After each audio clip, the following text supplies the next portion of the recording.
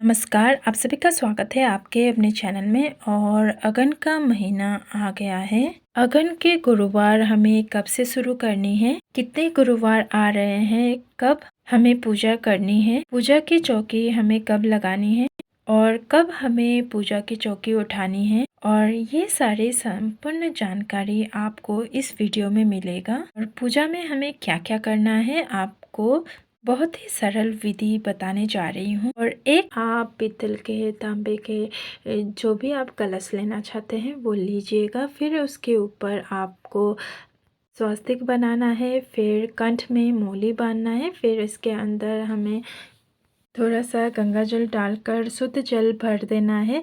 फिर इसके बाद हमें इसके अंदर 1 रुपए का सिक्का, सुपारी, हल्दी पाउडर या फिर हल्दी गांठ आपको डालनी है। थोड़ा सा अक्षत हमें डालना है, 2 लौंग फूल वाली और 1 इलायची हमें डालनी है। आप चाहे तो थोड़ी सी कुमकुम भी इसमें डाल सकते हैं। 5 पल्लव यानी कि आप 5 तरह के अलग अलग वृक्ष के पत्ते ले सकते हैं, या फिर आप एक ही वृक्ष के 5 पत्ते भी ले सकते हैं। जैसे अशोका के 5 पत्ते, आम के 5 पत्ते, आप इस तरह से ले सकते हैं। मनी प्लांट के भी आप पत्ते ले सकते हैं। और जो आप पत्ते ले रहे हैं उस पर भी आपको तिलक करना है। आप पीली चंदन से भी तिलक कर सकते हैं, रोली से, हल्दी से भी आप तिलक कर सकते हैं।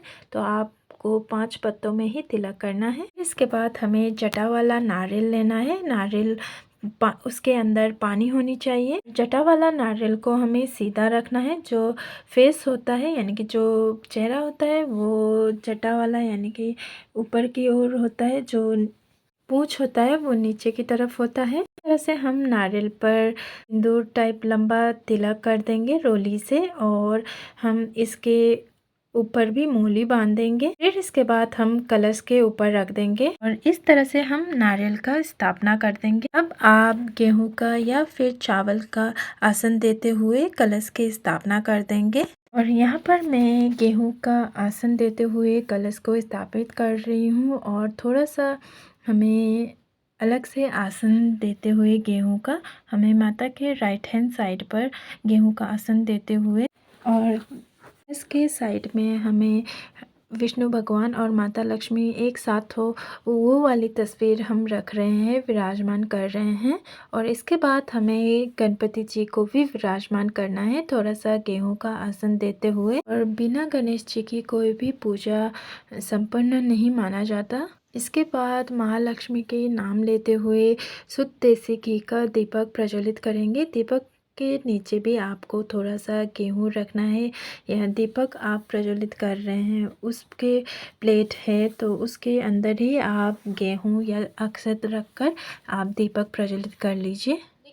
माल की जो बुक आती है, कथा का बुक आता है, उसके ऊपर श्री यंत्र का एक चित्र बना होता है, वो भी आप है तो आप रख सकते हैं और इसकी पूजन आप कर सकते हैं। नहीं है तो कोई बात नहीं। इसके बाद हमें जल के छींटे देते हुए सभी को स्नान भाव से स्नान करा देंगे। साथ ही साथ हमें कलश की भी पूजन करते जाना है, क्योंकि कलश जो है वो है माता लक्ष्मी का स्वरूप मानकर हमें इस पूजन को करनी होती है, इसलिए हमें साथ साथ ही कलश की भी पूजन करनी होती है। अब हम गणेश जी को कलावा चढ़ा देंगे और जनेऊ चढ़ा देंगे, और विष्णु भगवान और लक्ष्मी जी को भी कलावा हम चढ़ा देंगे। और इसके बाद हमने जो कलश बनाया है उसके ऊपर लाल चुनरी उड़ा देंगे, और गजरा है तो गजरा लगा दीजिए, नहीं तो फूल के माला है तो आप फूल के माला भी चढ़ा सकते हैं। माता लक्ष्मी की जो कलश है उसे इस दिन बहुत अच्छी तरह से सजाया जाता है।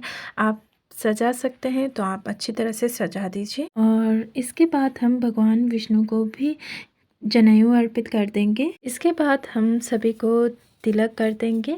माता लक्ष्मी को रोली से तिलक करेंगे, विष्णु भगवान को चंदन से, साथ ही में हमने जो कलश रखा है उसको भी टेक लेंगे, क्योंकि ये भी माता लक्ष्मी के स्वरूप मानकर हम पूजन कर रहे हैं, तो इसलिए हमें रोली से तिलक करना है।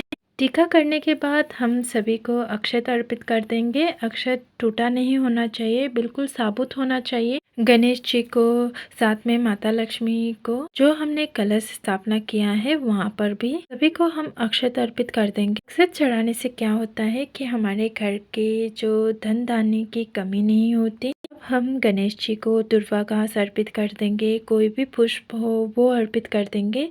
गुड़हल का फूल हो तो वो भी आप अर्पित कर सकते हैं, नहीं है तो कोई बात नहीं। और माता लक्ष्मी को भी लाल रंग का फूल, गुड़हल का फूल और गुलाब का फूल बहुत ही ज़्यादा प्रिय है।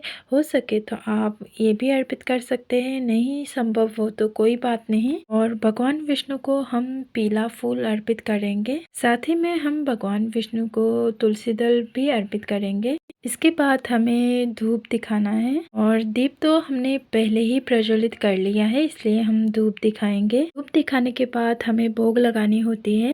इस दिन खीर का भोग लगाना अच्छा माना जाता है। यदि संभव हो तो खीर का भोग लगाइए। सुबह सुबह के पूजन कर रहे हैं तो आप दूध भी भोग लगा सकते हैं। साथ में यहाँ पर मैं बतासे अर्पित कर रही हूँ, भोग लगा रही हूँ। कोई भी मिठाई हो वो आप भोग लगा सकते हैं। ऐसा कहा जाता है कि इस दिन सफ़ेद चीज़ों का भोग लगाते हैं तो बहुत ही अच्छा रहता है, इसलिए आप सफ़ेद चीज़ का भोग लगा सकते हैं। अब हमें पान के पत्ते भी अर्पित करना है, तो पान के पत्ते के ऊपर एक लौंग, एक इलायची, एक साबुत सुपारी और बतासे और 2 फूल लौंग। सबसे प्रिय जो भोग होता है वो माता लक्ष्मी की यही माना जाता है। इसके ऊपर हमें एक इलायची भी रखनी है, छोटी इलायची। इसके बाद हम माता लक्ष्मी को भोग अर्पित करने के लिए, भोग ग्रहण करने के लिए आह्वान करेंगे। इसके बाद हमें थोड़े से हाथ में अक्षत और पुष्प लेना है और 1-2 बूंद आप इसके ऊपर पानी भी ले लीजिएगा। माता महालक्ष्मी की जो अगन महीने की गुरुवार के जो व्रत कथा होता है वो हमें पढ़नी है या सुननी है। इसके बाद जो पुष्प है वो हम माता लक्ष्मी के चरणों में अर्पित कर देंगे। फिर उसके बाद हाथ जोड़कर माता लक्ष्मी को इस पूजा को स्वीकार करने के लिए आग्रह करेंगे। देखिए, पहले या लास्ट या बीच में कोई भी गुरुवार को आप श्रृंगार का सामान भेंट कर सकते हैं महालक्ष्मी को। माता लक्ष्मी को हमें श्रृंगार का सामान जरूर चढ़ानी है। ये जो श्रृंगार का सामान है किसी को दान नहीं करना है, ये खुद ही प्रयोग करने वाला होता है, इसलिए आपको ही प्रयोग करना है। इसके बाद हमें दक्षिणा अर्पित करना है। दक्षिणा भी आपको अपने पास ही रखना है, किसी को दान में नहीं देना है। इसके बाद हाथ जोड़कर पूजा में रही कमियों के लिए क्षमा याचना करेंगे। तो देखिए, इस प्रकार से हम बिल्कुल सरल तरीके से सुबह या शाम के समय पूजा हम कर सकते हैं। और इस दिन आपको अपने दहलीज साफ सफाई कर पूजन करनी है और दहलीज में स्वास्तिक या कोई भी शुभ चिन्ह आप बना सकते हैं। माता महालक्ष्मी की कोई भी शुभ चिन्ह है वो आप बना सकते हैं, जैसे कमल हुआ, चरण हुआ, वो आप बना सकते हैं। एक दिया भी आप प्रज्वलित कर लीजिएगा। बहुत ही सिंपल तरीके से दहलीज की भी पूजन कर सकते हैं, क्योंकि इस दिन हमें दहलीज की पूजन करनी चाहिए। माता लक्ष्मी के जो प्रवेश है वो दहलीज से ही होता है हमारे घर में। ऐसा कहा जाता है कि जिनकी दहलीज अच्छे से साफ सफाई कर सजी रहती है उनके ही घर माता लक्ष्मी की प्रवेश होता है। इसीलिए इस दिन आपके दहलीज को अच्छे से साफ सफाई कर लीजिएगा, ज़्यादा गंदगी ना रहे। अब हम आरती कर लेंगे। आरती हम पहले गणेश जी की करेंगे, फिर उसके बाद हमें महालक्ष्मी की आरती करनी है। व्रत हमें फलाहार रहकर करनी है और जो भी इस पूजन में चढ़ा हुआ सामान है वो घर पर ही यूज़ किया जाता है। और इस व्रत में हमें नमक का प्रयोग नहीं करना है, नमक बिल्कुल नहीं खाना है। अगर आप कोई अन्न खा रहे हैं तो एक टाइम ही खाना है, एक ही अनाज खाना है। आशा करती हूँ आप सबको ये जानकारी पसंद लगा सकते हैं। फिर और हर शुक्रवार को आप चौकी उठा लें। यदि आपके पास स्पेस है, आपके यहाँ घर बड़ा है, जगह जो है वो बड़ा है, तो आप हर महीने तक भी लगा सकते हैं चौकी को। और ये जो नारियल और कलश है वो आप हर पूजा में यूज़ कर सकते हैं, नया नया लाने की आवश्यकता नहीं है। श्रृंगार का सामान जो है वो भी एक ही बार चढ़ाया जाता है।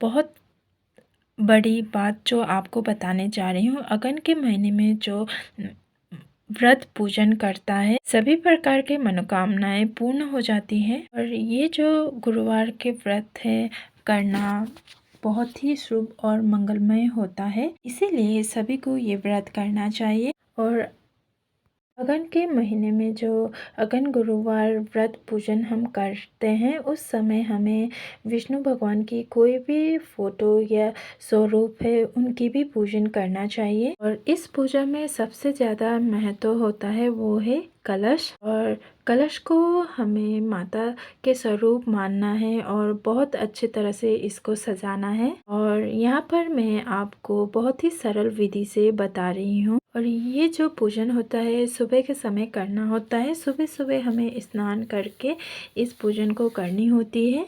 यदि आप किसी कारणवश सुबह सुबह इस पूजन को नहीं कर पाए हैं तो आप शाम के समय गोधूली वेला में भी इस पूजन को कर सकते हैं। यहाँ पर पसंद आई होगी, ये वीडियो पसंद आया होगा। अगर पसंद आया हो तो इस वीडियो को लाइक कीजिए, चैनल को शेयर और सब्सक्राइब अवश्य ही कर दीजिएगा। धन्यवाद। जो कि जो है आप हर गुरुवार को